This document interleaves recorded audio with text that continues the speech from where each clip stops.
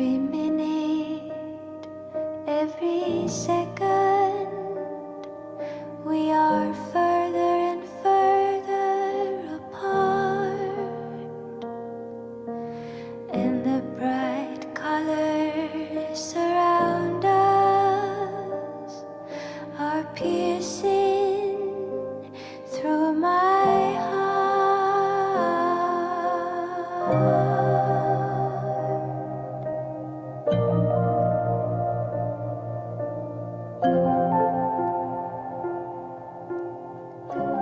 Piercing through my heart.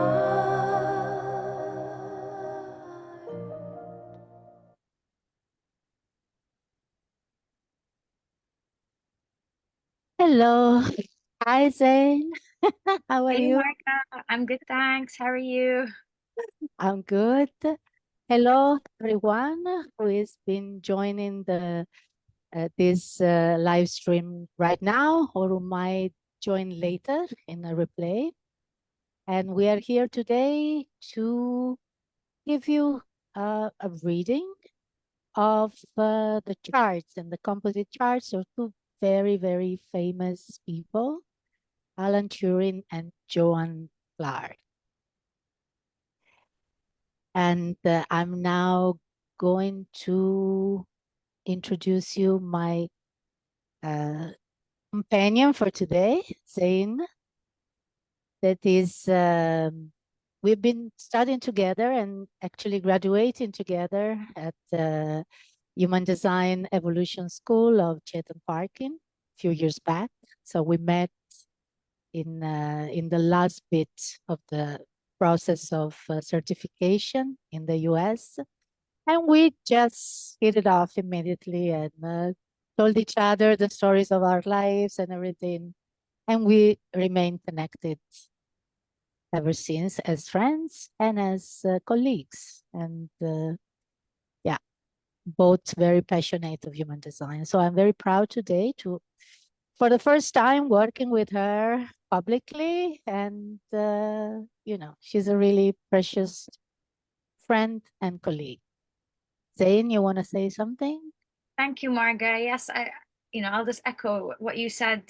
We actually connected slightly before we met in person Yeah. when we were in California on the online forum that we had as students. And then obviously when we met in person, yes, it was just an immediate connection there. And yeah, it's been fantastic just learning so much. And because we have also some similarities and also some profound differences in the way that our design is.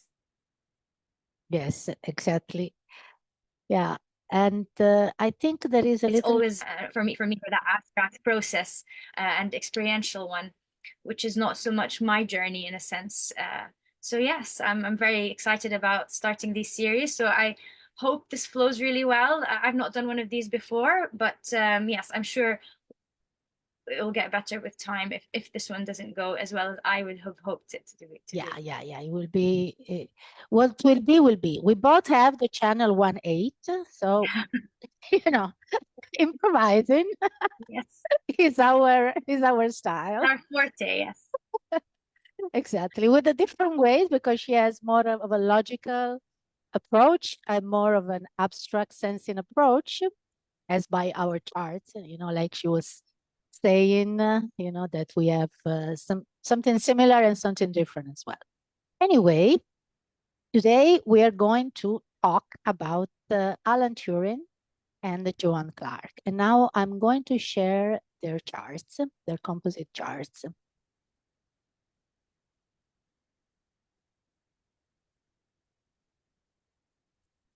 Zain, can you see it?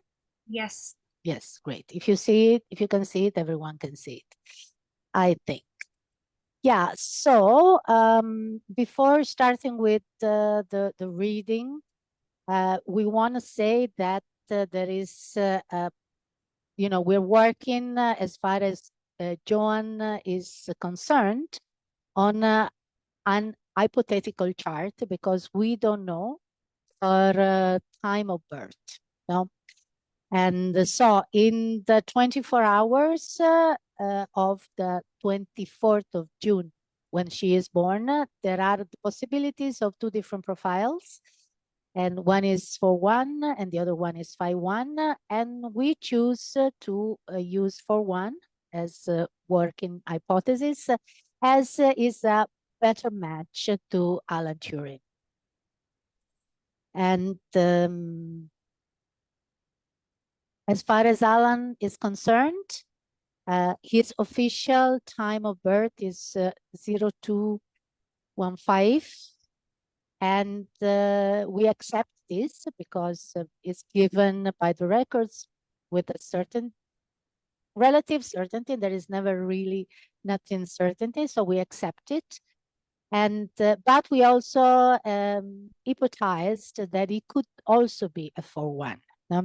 If there was some mistake in reporting his birth, he could have been born at 2015, means at 8:15 p.m. in the evening, no?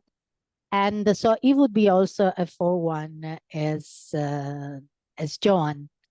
But as long as we are not really able, to prove that, we stick to the facts, and we are working on this, this time of birth that is what we found in the official records. So these are their respective charts. And as you can see, they are born 1 day apart. They have a very close birthday. Alan is born 23 of June of 1912, and she is born 24th of June, 5 years later. So they are, he's quite older than her, but they have almost the same birthday, you see, because if he was born if she was born a few hours later, we don't know what time she was born exactly, but earlier, let's say, not later, they could share the same birthday. And this is not by chance, of course. And it's not by chance that they found themselves and each other in a very special place in England during the Second World War, while the Germans of Hitler were really, creating a lot of trouble and death in Europe. And Zain, you just please come in whenever you want. Don't wait for me to invite you to talk, please. So anything you want to say, you just come in. Yes. Yeah, so I don't know if we're going to dive straight into, say, the definition of what they bring to each other. But for me, the first, striking thing about their chart is, where one has the definition, the other does not. And it's not necessarily only through an electromagnetic connection, because that's how their charts are, except for the crown center, which always remains completely open. And, I think that's the beauty, perhaps, of their connection as colleagues and as friends, in allowing that questioning of what's to happen or what is happening, and how can we go about it in a very open way without the interference necessarily of any definition there or activation within those centers. And strikingly for me, he has a very logical, he's a generator. But he doesn't have direct access to the throat. So no matter what he's percolating inside and his focus, allowing that to kind of manifest and come out in a certain way is where she comes into play through that interaction and allows that to come through and even connect his very open mind. I'm always very envious of people who have undefined minds, because I don't, and because he doesn't have any activations in his mind center, which allows him, in a sense, to have that complete openness to possibilities in every way. Whereas she has a very structured mind, whether she's aware of it or not. She has this very logical mind of solving problems, of being able to see things in a very structured way into kind of the future of how that may look. When I say in the future, meaning it's going beyond what she already knows. And I was watching something about her at this on the weekend in preparation for this, and I remember seeing that she had applied a mathematical principle that I think she wasn't aware of, that had only a few years prior been sort of coined or discovered by another mathematician. And that just shows, because her mind is already kind of in sync with that on an unconscious level, because her logical channel of the organizer, the 1762, is completely unconscious. Yes. And you know, she has the fourth gate, which is that, you know, that solving problems of how do we move forward, and those kind of realizations and downloads that she can also be getting from her 24th gate in the mind center too. So yes, I think that complementarity really between those two elements, at least in the mental aspect, is really interesting. And then he brings in a whole lot of logic of bringing the channel of rhythm, of timing, which is both their sons, you know, the 15 in the self center, which she has her son, but it's in this undefined center, so it's not really allowed to shine. So he brings that, bringing her to the front and allowing her to come and contribute. And you know, as we know, back then, even as a woman and even as bright as she was, she was still not allowed to graduate with a degree because of that. And he was through their collaboration and work together, he was able to bring her to the fore, and you know, show, no, actually she has so much to contribute.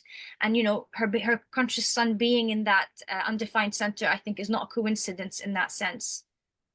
Yeah, absolutely. I think nothing is coincidental in their chart, in their combination. You know, the first time I came across, I watched the movie a few years ago, and I was curious, you know, about these two people, and so I drew their charts, and I was really, wow, two people that found themselves in such amazing circumstances and doing something so amazing, no, and then become friends and you know, accomplish so much.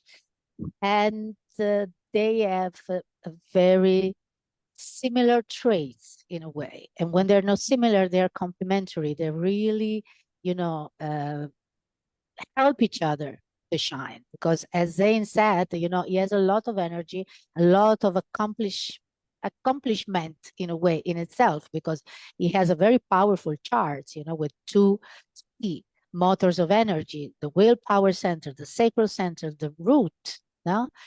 And he has the direction, you know, the sense of self. So this guy, he knows who he is and everything, but he doesn't have this access to the throat. No? And there she comes in, no, with the definition to the throat. And so together they become like a powerhouse, something really, really powerful. Anyway, for the ones who don't know who they are, no, and maybe have not even seen the movies, the movie is called The Imitation Game, and it's quite a good. It's a beautiful movie. I really like the movie a lot. Then, is as every movie is not strictly biographical, you know, because there are certain things that are, you know, at discretion of the uh, whoever did the script of the movie. But the as far as facts are concerned, it's quite true to the facts. No? So they were in Bletchley Park. That was still is, I think, a very important center of the British government, where cryptography and high-end mathematics and computer science are processed. And they both end up there during the war, because the British government was trying to break the code, the infamous machine called Enigma, that the Germans used to send coded messages for military purposes, of course, you know. And in Bletchley Park, they already had a machine made in Poland, and different kind of machine trying to decode his messages, but Yeah, the bomba, I think they called yeah, it. it was called bomba, yes, but it was not so efficient. And Alan Turing had this project And already at. before Alan joined, I think they were relying really on cryptologists and linguists to try and decipher these settings, which were changing every 18 hours, I believe, or at least every 24 hours in the day. And there was 150 million possibilities of those settings every time. So, no amount of manpower, and especially at that high level, was ever going to be able to decode that. And when Alan came, he was saying, why are we trying to use a human brain to defeat the machine? We need another machine that's able to compute these possibilities in an efficient way. And so I think this is why now he's today viewed as the father of artificial intelligence and the father of computer science and yes, the kind of the digital age. Yes, exactly. And she was very instrumental because she was the best at using his machine, no? Or the second best. I think that she was declared one of the best, but the guy, a man who was considered the best. I don't remember the name of Alan Machine. It was a very Was it Boomba not something. Yeah, Charles or Charlie? yeah, I don't, yes, sorry, I should have noted down, but I didn't, and now I forgot it because it's not a name that made any sense. So she was the best at it, no? The quickest, the smartest, and not just the first among women, no? Like many times, in many situations, women were graded in a different ways. So being the first among women didn't mean being the first, but she was the first among men because she was the only girl cryptologist, because there were other girls, but they were doing more clerical jobs. She was there as a mathematician, as a cryptologist, and like Zain said,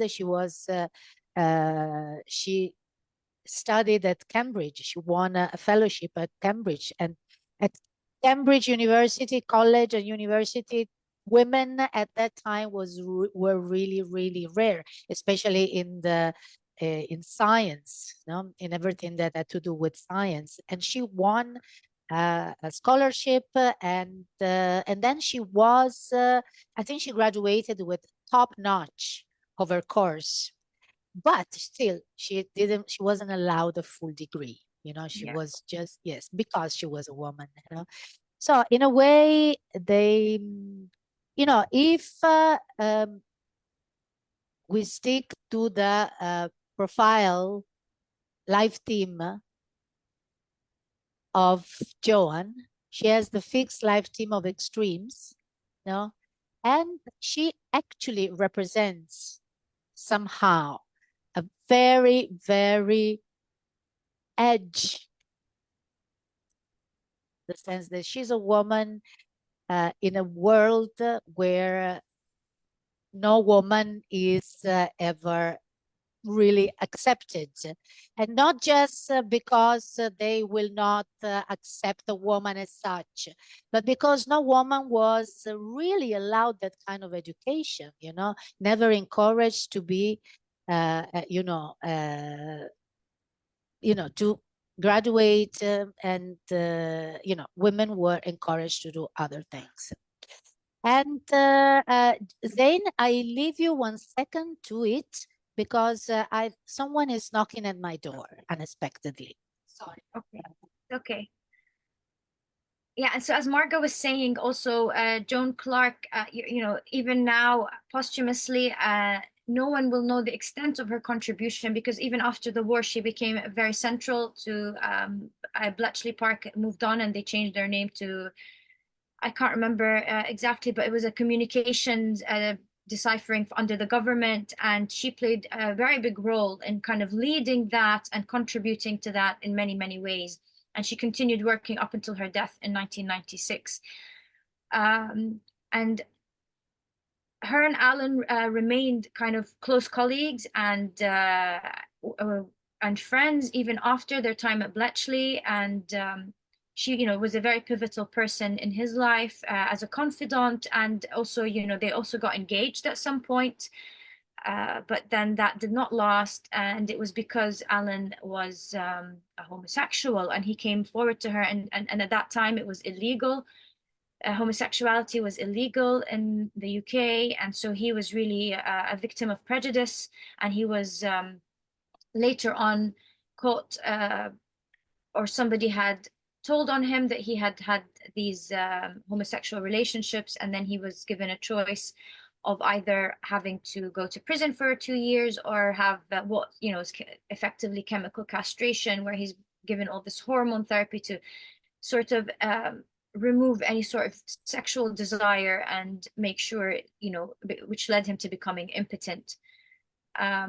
Sorry, Marga, I just went on talking about Joan and up until her death and how much she has still contributed. And you know, it's also said that the extent of her contribution may never be known because of some of it being so classified that we may not know. But she, until her death in 1996, was still working.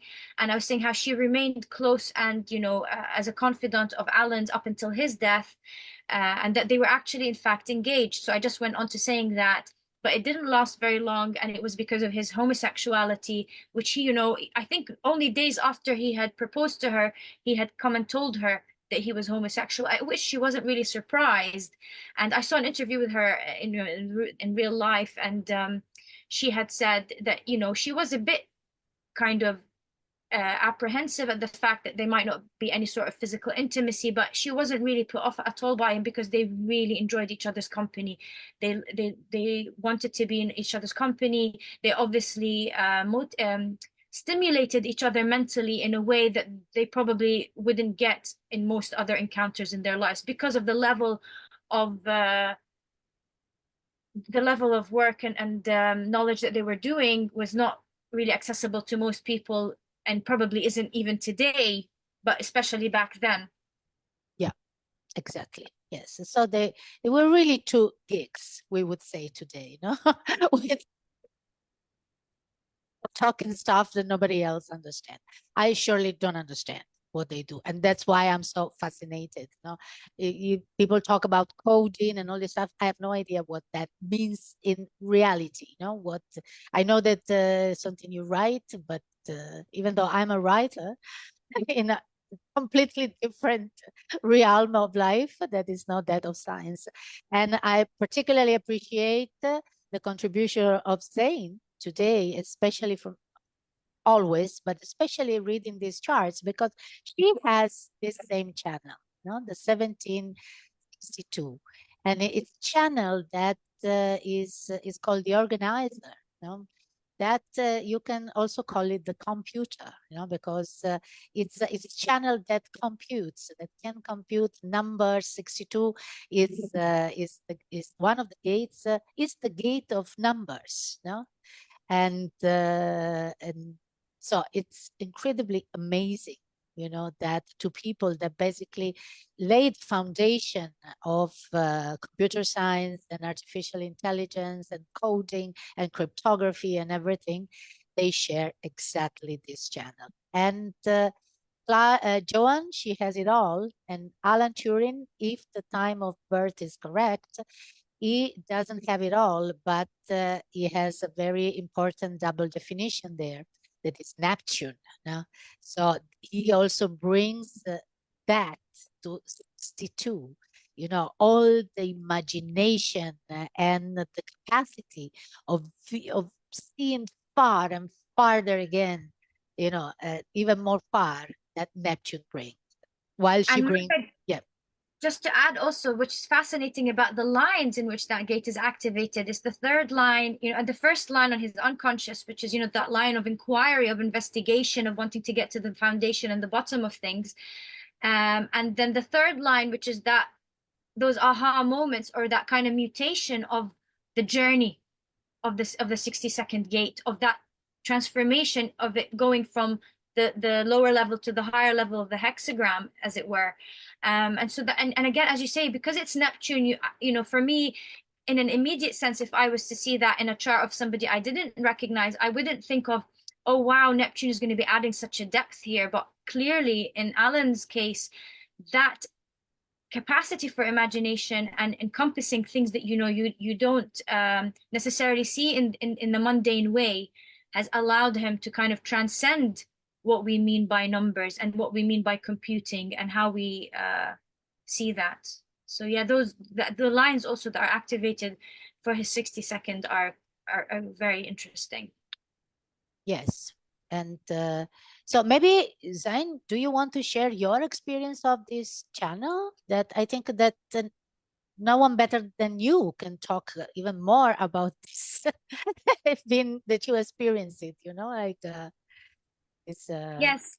So yeah, as I was saying before, sometimes I feel envious of people who have undefined minds because their mind can work is so open and can work in so many different wonderful ways, but then they lack the kind of structure of a fixed mind that you can rely on in a certain way. And I don't have any other activations in my mind center other than this channel. So I don't have any other influence in there, even as a gate. So it's very much that 1762 is how my mind works. And, and I still have to remind myself often now when I talk to people that not everybody thinks the same way as me, or not everybody can compute or remember things in the same way that I do. But it's, for me, it's a Venus and Mercury connection there I have. And in my experience, it's kind of allows me to have this very good understanding of identifying a pattern. And even if it's not always mathematical or always number related, I do love numbers, but it's not necessarily always a number related pattern thing. It's about looking at how things fit together in a bigger picture. So I really struggle when I'm doing a research project. So I'm also a researcher, and I struggle to kind of just use a bite-sized sort of piece of a research and focusing on that, because for me, how does it all fit together? And it's really, and I think Shaitan calls it, the think tank channel. It's like the thinking, how is this in 50 years? How do we look at this, and what does that mean for the future? And it's something that's, it is quite intrinsic, even from my experience, I can attest to that you're always seeing, but how do all these things work together as a mechanism rather than us siloing one thing as it is? And yeah, I think that would be the best way of describing that. And also it gives you that capacity to really be organized, having things in folders, not only physically on my desktop, but also mentally in my mind. It's about storing things in ways that it's very easy for me to then access. So I don't know how other people experience that channel, but for me, it's very much of I have a filing system in my head that I work with that allows me to access things quite quickly. And, I think it's pretty much down to that channel. And especially, as I said, not having any other definitions in my mind center that influence that organizer or that logical thinker is is how I experience it. And and the 62, the voice of the 62 is I think. It's I think, and it's based on, like, I've seen this pattern, because in the logical circuitry we're always saying, okay, how does this look in the future? How can we improve this? And nothing's ever perfect. We're always trying to master that process. And I think that's something that's very beautiful about the logical, that it's always willing to want to improve itself and go over its work and say, there might have been a better way, and how can we go about that? So yeah, I hope that's been insightful. So I would imagine that is how, partly how that channel would have worked within their collaboration, and for Joan as an individual as well herself. And very interesting, because hers is completely unconscious. It's a completely unconscious channel. So whether she had recognized that in herself or not, in the beginning, would have been quite fascinating to know. Yes, it's yeah. You see here, it's completely red, completely unconscious. No? So it must have worked miracles in the, her chart is quite simple, huh? Yeah. Because, she's also a very emotional being, because she has emotional definition through a very powerful channel, that it can be very problematic also. Is a channel that sometimes gets people into trouble, because if emotions are not clear, actually what you manifest is a series of disaster. It's It's really, 36, 35 can be very problematic and,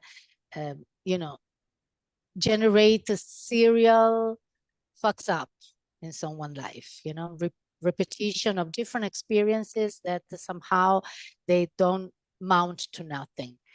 Clearly was not her case. There was something, that even at an unconscious level was operating very efficiently.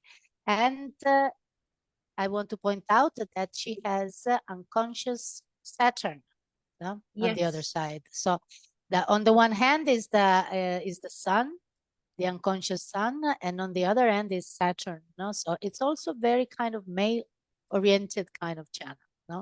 And male-oriented in the sense of rational. Yes. Not there's no fooling around there. And her emotional channel here, it's with Venus on 36 here with the fourth line, and Mercury on the 35. So it's quite a benevolent combination, because Venus here kind of takes away the darker side of the 36. The 36 is the crisis, the darkening of the light in the I Ching. So it can be very turbulent. And I have it, it's my unconscious earth, so I know what I'm talking about, and I love it, but sometimes it's really turbulent and get me really into deep waters. Having And Mark, Venus, I wonder yeah, if that her activation of the 36 and her active unconscious Venus there was also maybe why her openness to even, okay, he is a homosexual, but what may that mean for us? We don't have to fit into this kind of norm. And I know, I think especially back then when it wasn't only like frowned upon or seen as something terrible being a homosexual, it was actually illegal. yeah, But she still didn't see that as something that would come between them, and she would still the possibility of them having a marriage because at least they liked each other, at least they could talk and sit down. So yeah, I wonder if that unconscious 36 in her Venus was a yeah, part of maybe her makeup and maybe why she was so open to that. yeah, absolutely. This channel is quite amoral, because it wants to experience life, Yeah. and so it's open also for others to do the same. There's no judgment there, even though she has the 18 here, but I think the 18 can be judgmental, but I think that being part of the life team of Extreme, it was much more oriented to the science, to that part of science that always want to perfect itself. No, so it was not so much on the Personal front. personal and moral. And always that logical circuit, and especially the 18 and the gosh, it is the 58, isn't it, on the other side, is that channel, it should never kind of be applied on a personal level. So it's that judgment within personal relationships is never going to get you anywhere. It's to be applied to systems, and that's why it's part of that logical circuitry. Yeah. So absolutely, it was like a magical kind of and I really see magic. I don't know, it's my romantic side, but I'm really touched by what I see. And if we go down to the chart, to the composite chart. Yeah. Okay, I make it a little smaller so it's easier to see it all. Yeah, here we have it. So you see, they have a lot of things in common, because their conscious sun, they meet here in the self center. So it's something that it's important. It's not something. It's not just for them, and it's fourth line. for both of them. So it's completely externalized, you know, to someone, something that it's bound to others, it's bound to the community, it's bound to the world, to humanity, and to everything. And being on the logical, on the logical stream, it has to be somehow connected to something scientific. And you know that in human design, there are different circuits with different property. And one of these is the logical circuit that starts down here from 52.9, and they have it. Then they goes up, changes side, and 5.15, and they have it. Then it goes on this side, 7.31, and they have it. And then up here, 62.17, and they have it. Yeah?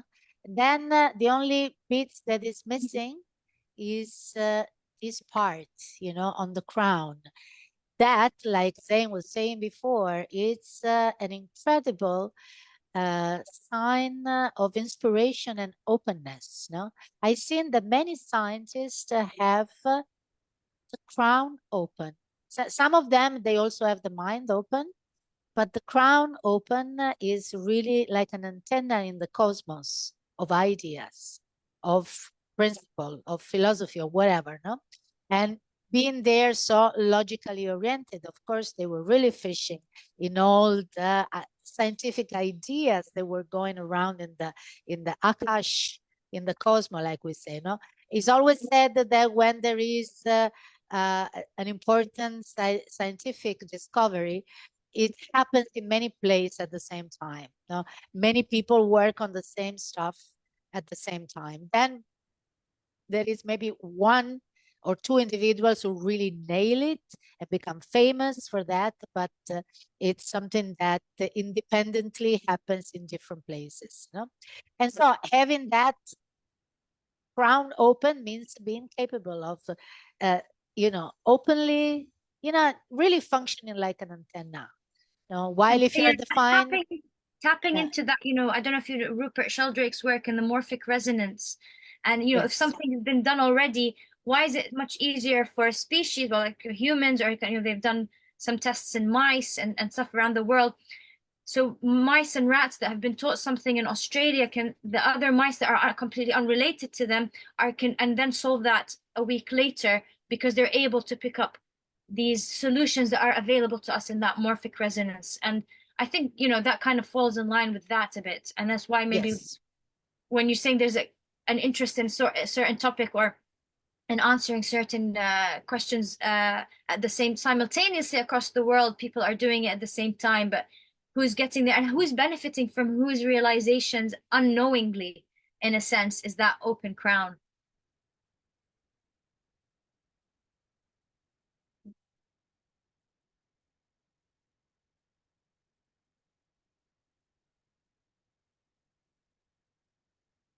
Marga, can you hear me?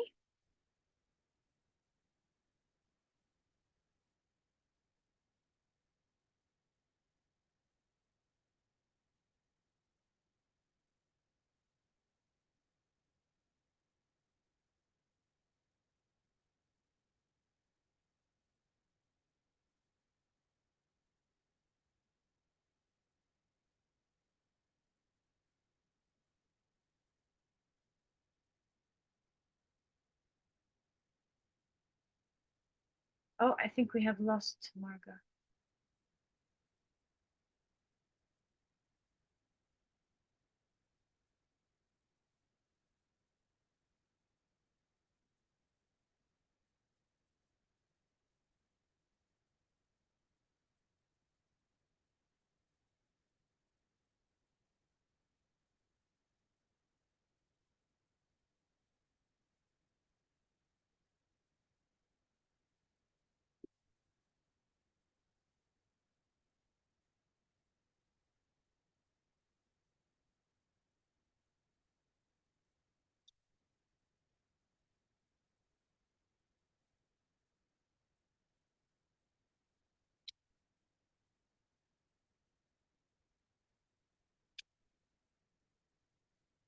Marga, you're muted. I don't know if you're saying anything.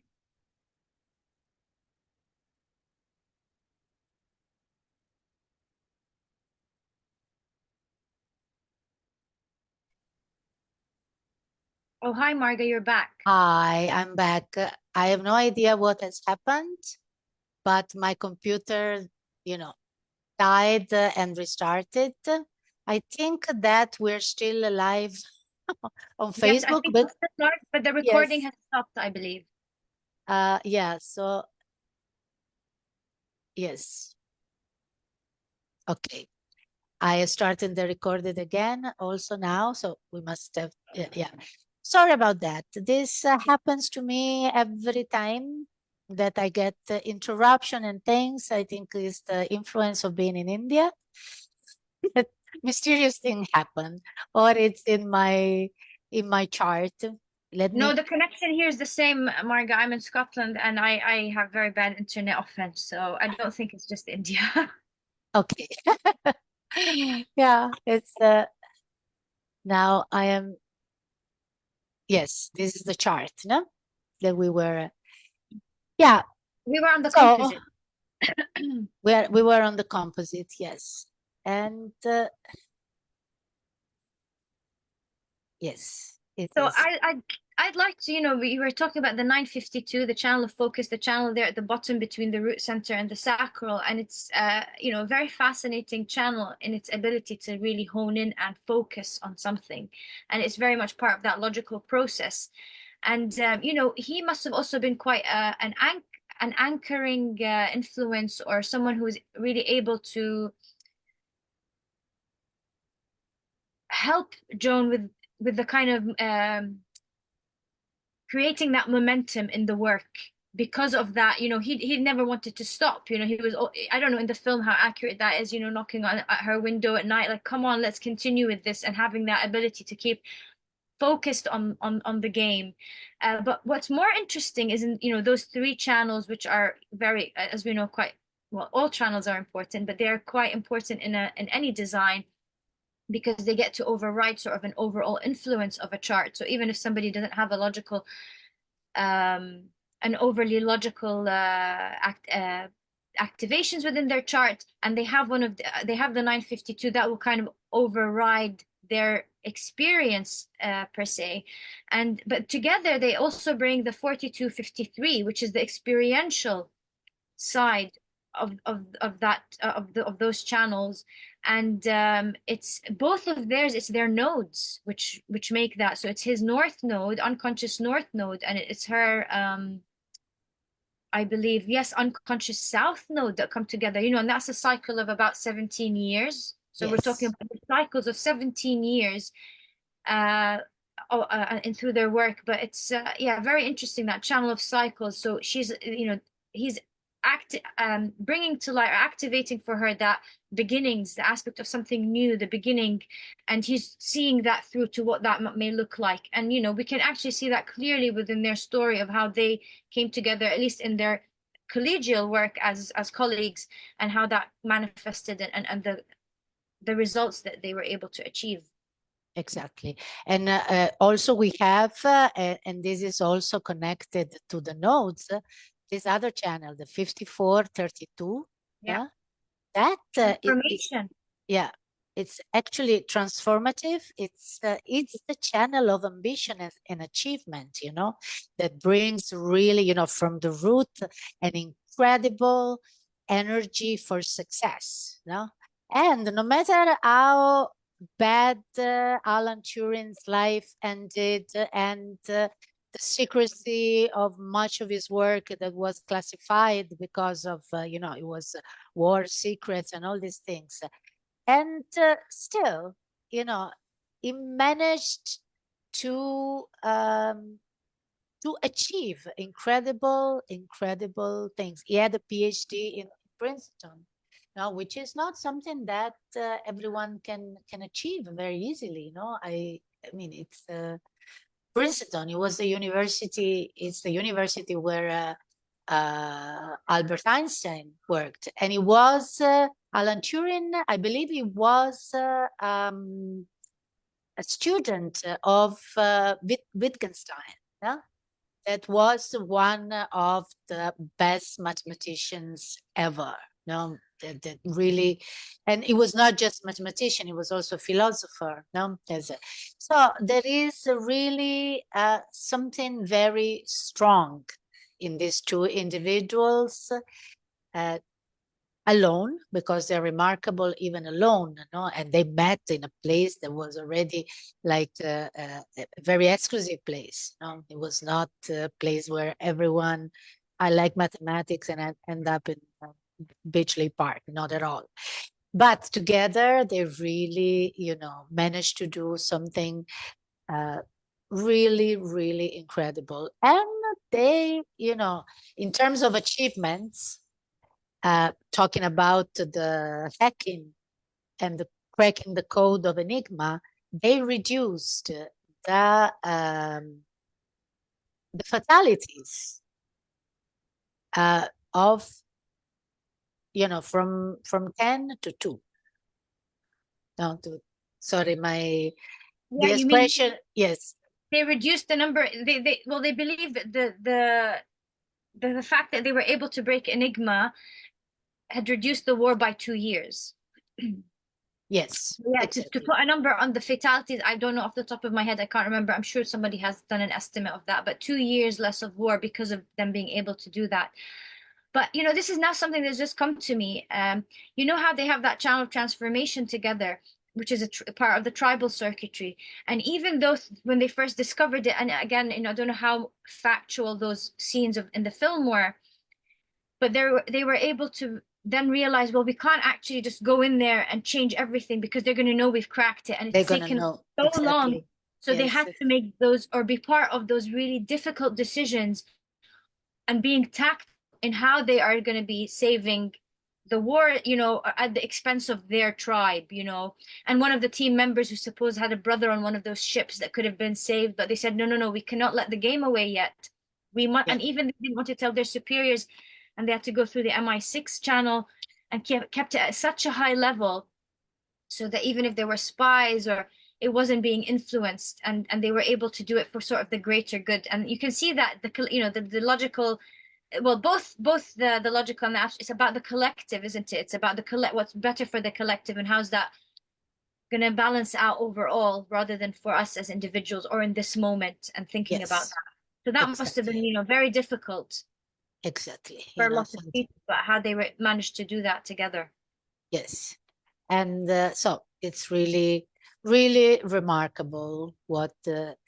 And one curious thing about Joan, talking about possibility of compatibility, with she was ready to sacrifice her physical, sexual life to be with a man that was similar to her somehow, with whom she could share, a part of her being that no other man would have accepted probably or understood. And then she ended up marrying many years later a numismatic, a guy who was an expert in coins. And she became, an expert too. And she wrote one of the most beautiful pieces of, I have no idea what a piece of numismatic literature could be. It really eludes me, but she was praised also in that field that was very different from cryptography, and but still, even her husband, the man that she married, and she wasn't forced to marry it or anything. She really chose to marry this man, and he was a peculiar man as well, with a peculiar mind and another kind of gift, let's say. And this is partly, if we come back to something so simple as her type, was it because she was a manifester that, when she was presented with something that intrigued her, she could just go forward like that? She wasn't waiting to respond. She wasn't waiting for an invitation or recognition. She could just go for it.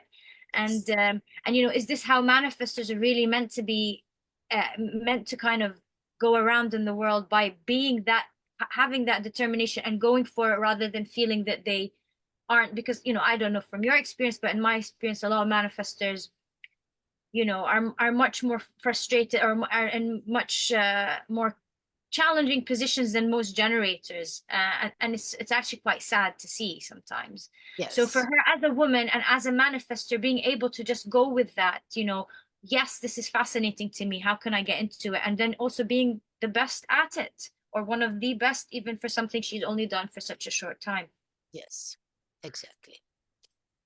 And yeah, And I together, think, you know, we yeah. didn't really talk much about the alpha, how they have the channel of Oh, leadership. yes. Again, that Yes. logical channel, the alpha that they bring together. So it's having that authority of being heard, and them together, him bringing the 7, she's bringing the 31, and showing, you know, the map of how will this would look like, how this can actually help us move forward based on the logic, based on trial and error, and Yes. being able to communicate it. To So, you know, communicate it. which is so fitting for him and his overall kind of design, and his overall Yes, and it also fits with that strategical, tactical, military part that you mentioned before, no?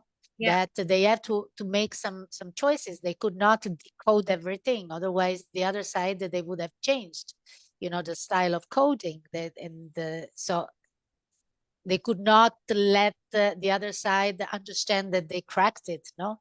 So yeah. that was a strategic military decision that they had to take every day, no? And that's also, this is also the channel of military leadership, no? It's that of more than the others, no? So that's also part of the game. So they really had all the ingredients for an amazing, amazing recipe, you know, of success. You know, it's something very important for humankind.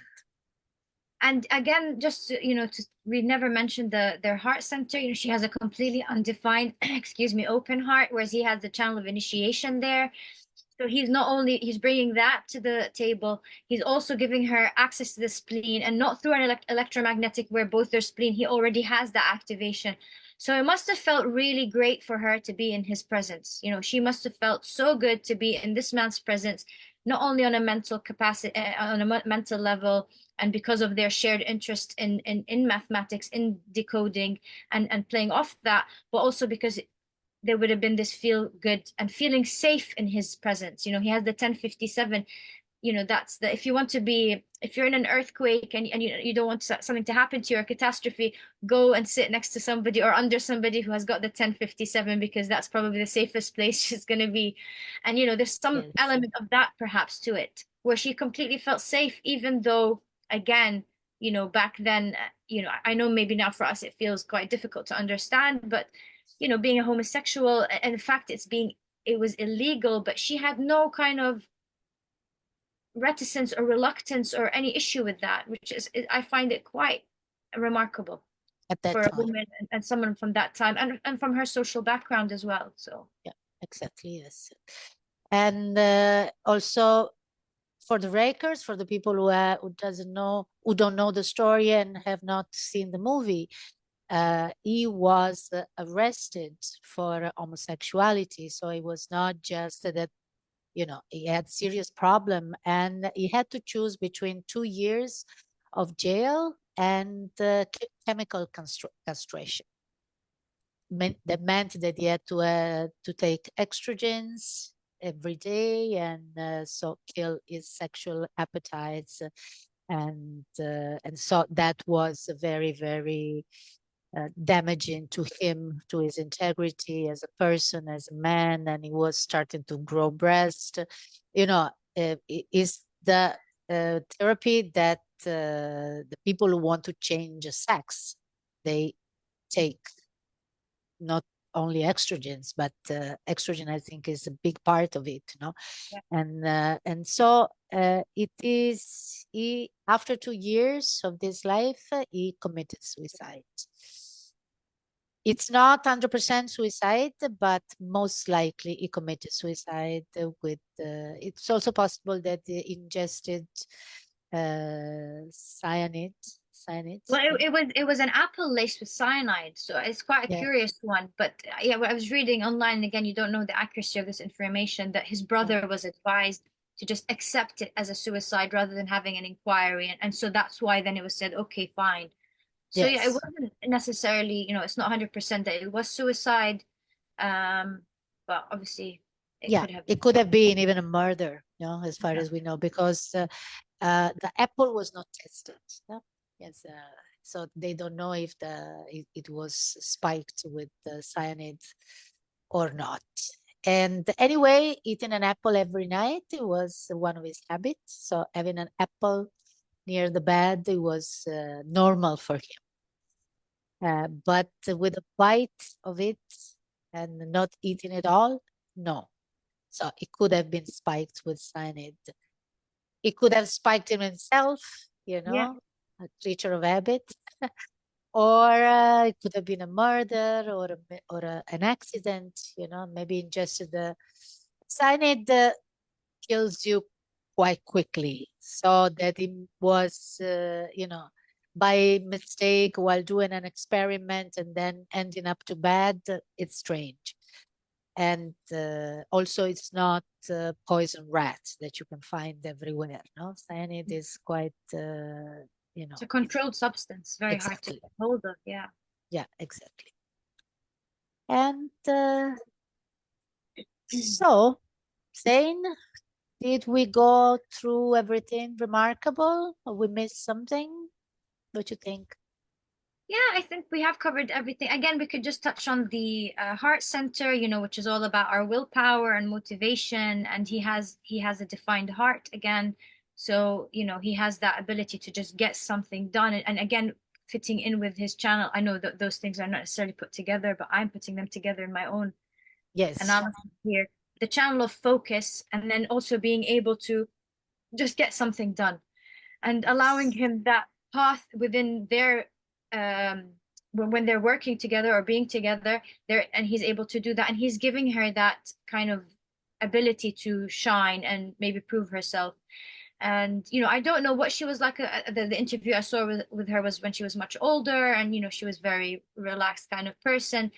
So, as someone with an undefined heart, and you often feel that you are trying to prove something, or you're trying to be, and there's an undeniability about that, for me at least. So I can't, I would, yeah, be fascinating to know more about how being in his presence had kind of fueled that for her, of or challenging her in a positive way. Obviously, not, it doesn't have to always be in a destructive way. Of how can I,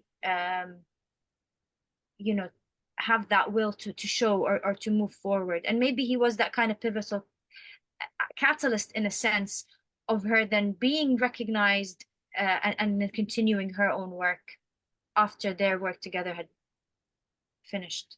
Yes, absolutely. Yes. And another thing, that little thing, I just noticed that they have two channels, two gates, the 16 and the 8. They have it, they both have it. So it's what in human design we call friendship or partnership. And both are gates of the throat. And the one gives the selectivity, the capacity of choosing, whatever it's you have to manifest. And the other one is the capacity of actually contributing. Yes. So it's very, very important pieces. And then in a couple, and they were not a sentimental couple, but we are treating them as a couple in somehow, as a pair. Those friendships are sometimes even more important than big channels, because they give you a common ground, and yeah, it's something that makes feel safe in presence of each other. And Well, Marga, just to use again another analogy that Shaitan had once explained it to me, and he said it's like we're both sitting and we're looking outside the window and we can see the same view. So we have Yes. that commonality there. And also, is the gate 16 not the gate of skills? Yes. Yeah, the gate of Yes. skills and honing your skills. Again, part of that logical circuitry. Exactly. And there, nature didn't give them, also these others, because there is also this stream of logical. No, they didn't have the whole thing. They just had this one, but somehow, it was probably, this one would have been damaging, because it would have brought some sort of sense of inadequacy Yeah, and undermine, the self-assurance that they both seem to have, in what they do. So there was no doubts, nothing, just very straightforward beings, both of them. Even though maybe sentimentally, emotionally, they might have been complicated beings. They were not plain beings, not at all. But they were for sure straightforward and very powerful in very different ways. Like, yeah. So Zain, has been a pleasure. Really lovely to, improvise with you. yes. And improvising, of Right. course, on some study and research that we did, but we didn't rehearse, let's say. Yes. We did just, yeah. And sorry for the interruptions. And yeah, we're going to do this again. Yes, we'll come back next month. We've still not decided on whose charts we're doing, but yeah, I look forward to that. And yes, no, thank you, Marga. This was fascinating, and yeah, I look forward to next month's one. Yes, me too. And thank you everyone who was listening or will be listening in replay. And yeah, bye.